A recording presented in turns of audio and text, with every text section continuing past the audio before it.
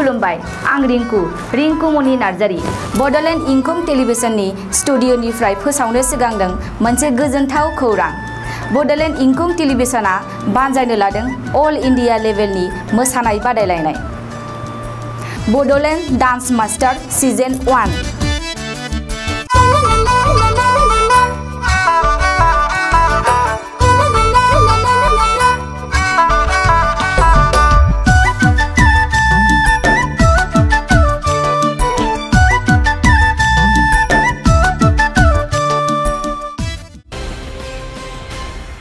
खुलुमबाय बेयो बडलेण्ड इंखं टेलिभिजन दिनै 19 जुलाइ 2020 रबिबार खालि सानसेनि बरादखौ नोंथांमोननि खाथियाव लानानै फैदों आं सदानन्द दैमारिया। सिगां फरायथिन लादों मेष राशि। दिनैनि साना जोबोर मोजां, गोसोखौ जोबोर गोजोननाय मोनगोन, देहाया मोजाङै थागोन, बहानिफ्रायबा मोजां खौरां फैगोन, रांखावरियाव जोबोर मोजां, बेफार फालांगियावबो मोजां होनजायो, न'खराव अनलायनाय फैगोन, बहाबा थांनांगौब्ला मोजां होनजायो, गुबुननि गोसोखौ गोरलैयैनो बोनो हागोन, समाजाव मान मोनगोन, मावनो लानाय खामानिखौ थि समाव मावफुंनो हागोन, सोरबा गोजाम लोगोखौ लोगो मोनगोन, समाजाव लोगो लेवा बांगोन।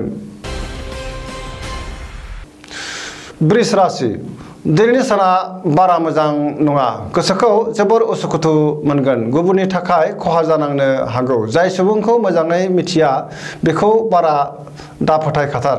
गोसोनि बोलोआ बांगोन, मावनो लानाय खामानिखौ मावफुंनो हागोन, समाजाव मान मोनगोन, रांखावरियाव बारा मोजां नङा, बेफार फालांगियावबो मोजांद्राय नङा, खरसाया बांगोन, न'खराव बिसि फिसायनि गेजेराव अनलायनाय फैगोन, देहाया मोजाङै थागोन, गुबुननि हेफाजाब मोननाय नङा आरो लुबैनायाबो मोजां नङा। मिथुन राशि। दिनैनि साना जोबोर मोजां, गोसोखौ जोबोर गोजोननाय मोनगोन, देहाया मोजाङै थागोन, अब्लाबो जानाय लोंनायाव सांग्रां थानाया गाहाम, रांखावरियाव मोजां होनजायो, बेफार फालांगियावबो मोजां मुलाम्फा मोननो हागोन, न'खराव बिसि फिसायनि गेजेराव अनलायनाय फैगोन, समाजाव मान मोनगोन, गोसोनि बोलोआ बांगोन, मावनो लानाय खामानिखौ थि समावनो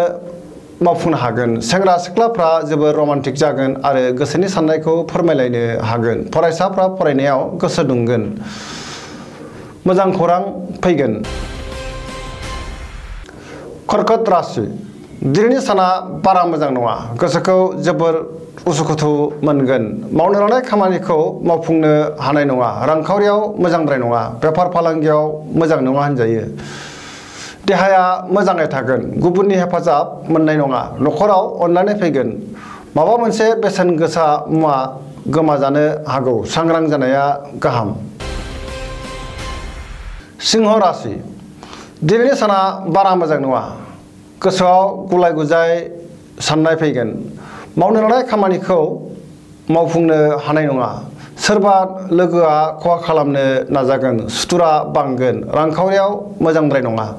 धोन खहा जानो हागौ, बेफार फालांगियाव मोजांद्राय नङा, गोसोनि साननायखौ गुबुननो दाफोरमाय, सोरबा लोगोजों सन्देह खालामजागोन, सुथुरनि गाज्रि नोजोर थागोन, न'खराव बिसि फिसायनि गेजेराव अनलायनाय फैगोन। कन्या राशि। दिनैनि साना बारा मोजां नङा, गोसोखौ जोबोर गुलाय गुजाय मोनगोन, सुथुरा बांगोन, जेरावबो हेंथा खालामनो नाजागोन, बहानिफ्रायबा हरखाबै गाज्रि खौरां फैनो हागौ, रांखावरियाव मोजां होनजायो, बेफार फालांगियावबो मोजां मुलाम्फा मोनगोन, देहाया मोजाङै थागोन, गोबां सुबुंखौ लोगो मोनगोन, न'खराव अनलायनाय फैगोन। लाइमोनफोरा गोसोखौ जोबोर रमान्टिक मोनगोन आरो गोसोनि साननायखौ फोरमायलायनो हागोन। तुला राशि। दिनैनि साना बारा मोजां नङा, गोसोनि बोलोआ लोरबां जागोन, गोसोनि साननायफोरा आद्रा थागोन, मावनो लानाय खामानिखौ मावफुंनो हानाय नङा, देहाया अदेबानि मोजाङै थागोन, रांखावरियाव मोजां, न'खराव बिसि फिसायनि गेजेराव अनलायनाय फैगोन, समाजाव मान मोनगोन, बेफार फालांगियाव मोजां मुलाम्फा मोननो हागोन, लोगोनि हेफाजाब मोननाय नङा, गोसोखौ आला खाला मोनगोन। वृश्चिक राशि। दिनैनि साना जोबोर मोजां, गोसोखौ जोबोर गोजोननाय मोनगोन, गोसोनि बोलोआ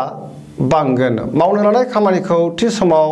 मावफुंनो हागोन गोसोनि साननाया जाफुंगोन समाजाव मान मोनगोन नखराव अनलायनाय फैगोन रांखावरियाव मोजां बेफार फालांगियावबो मोजां मुलाम्फा मोननो हागोन देहाया मोजाङै थागोन गुबुननि हेफाजाब मोनगोन फरायसाफोरा दिनै फरायनायाव जोबोर गोसो दुंगोन सेंग्रा सिख्लाफोरा मोजां खौरां मोनगोन गोसोनि लुबैनाया जाफुंसारगोन धनु राशि दिनैनि साना जोबोर मोजां गोसोआव बोलो बांगोन मावनो लानाय खामानिखौ थि समावनो मावफुंनो हागोन गोसोनि साननायफोरा जाफुंजोबगोन रांखावरियाव जोबोर मोजां बेफार फालांगियावबो मोजां मुलाम्फा मोननो हागोन समाजाव मान मोनगोन देहाया मोजाङै थागोन नखराव अनलायनाय फैगोन सेंग्रा सिख्लाफ्रा रमान्टिक जागोन सोरजोंबा अनसायजागोन मकर राशि दिनैनि साना बारा मोजां नङा गोसोनि साननाया जाफुंनाय नङा रांखावरियाव मोजां बेफार फालांगियावबो मोजां होनजायो नखराव अनलायनाय फैगोन बिदा फंबायनि हेफाजाब मोननो हागोन गोसोखौ जोबोर उरां फारां मोनगोन गोबां खामानियाव देबार नांगोन मोजां साननो रोंनाय नङा नेगेटिभ एनार्जिनि शिकार जानांगोन देहाया मोजां थानाय नङा जानाय लोंनायाव सांग्रां जानाया गाहाम कुम्भ राशि दिनैनि साना जोबोर मोजां गोसोखौ जोबोर गोजोननाय मोनगोन खामानिखौ थि समाव मावफुंनो हागोन बहानिफ्रायबा मोजां खौरां मोनगोन समाजाव मान मोनगोन गोबां मुंदांखा सुबुंजों लोगो मोनलायगोन रांखावरियाव जोबोर मोजां मोननो गोनां धोनखौ मोननो हागोन फालांगियाव मोजां मुलाम्फा मोनगोन देहाया मोजाङै थागोन नखराव अनलायनाय फैगोन गुबुननि हेफाजाब मोनगोन लाइमोनफोरा जोबोर रमान्टिक जागोन मीन राशि दिनैनि साना मोजां आरो गाज्रिनि गेजेरजों बाबेनलांगोन गोसोआव गुलाय गुजाय साननाय फैगोन गोसोनि बोलोआ लोरबां जागोन गावनि साननायखौ गुबुननो दा फोरमाय देहाया मोजाङै थागोन रांखावरियाव मोजां बेफार फालांगियाव मोजां नखराव अनलायनाय फैगोन गोसोआ जोबोर रमान्टिक जागोन बहाबा दावबायहैनो खाबु मोनगोन लोगोफोरनि अनसायनाय मोनगोन फरायसाफोरा फरायनायाव जोबोर गोसो दुंगोन दिनैनि राशि फरायथिनाया एसेनोसै जोबनायाव बेखौनो खावलायो जाहाथे नोंथांमोना सानफ्रामबो जोंनि बे बड'लेण्ड इंखं टेलिभिजनखौ नायबाय थायो आरो साबस्क्राइब खालामो एसेनोसै गोजोन्थों।